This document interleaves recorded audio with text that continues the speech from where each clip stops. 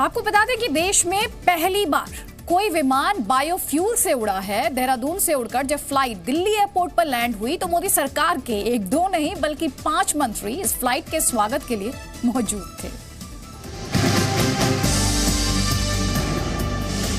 सरकार के 5 मंत्री आपने तब भी दिल्ली एयरपोर्ट पर नहीं देखे होंगे जब पुतिन या ओबामा जैसे वीवीआईपी आए थे।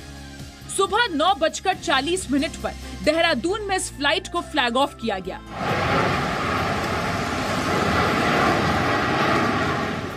और 45 मिनट में दिल्ली इंटरनेशनल एयरपोर्ट के टर्मिनल 2 पर इसके लैंड करते ही देश में बायोफ्यूल क्रांति का नया दौर शुरू हो गया। देश में पहली बार कोई विमान बायोफ्यूल से उड़ा। इस उड़ान के साथ ही भारत, अमेरिका और ऑस्ट्रेलिया जैसे देशों के क्लब में शामिल हो गया, जो ATF यानी एविएशन टर्बाइन फ्यूल के लिए अरब देशों या ईरान का मुंह नहीं ताका करते।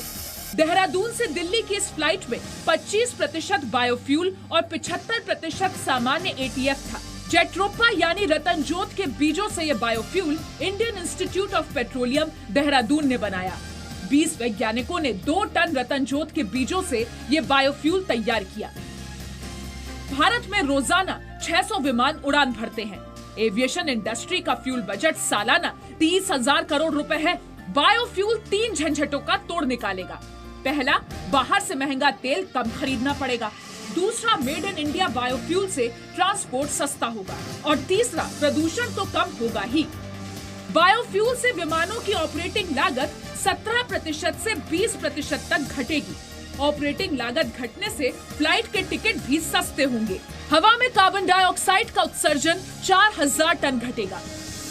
देश की एविएशन इंडस्ट्री में देश की क्लीन एनर्जी, बायोफ्यूल एनर्जी की दुनिया में ये एक बहुत बड़ी उपलब्धि है। पेट्रोलियम मिनिस्ट्री जल्द ही देश के सामने नया बायो ATF पॉलिसी लेके आएगा।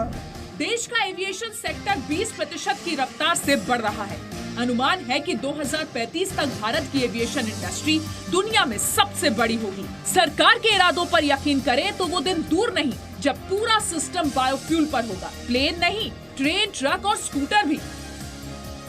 देहरादून से मयंक राय और दिल्ली से प्रकाश प्रियदर्शी के साथ ब्यूरो रिपोर्ट, जी मीडिया।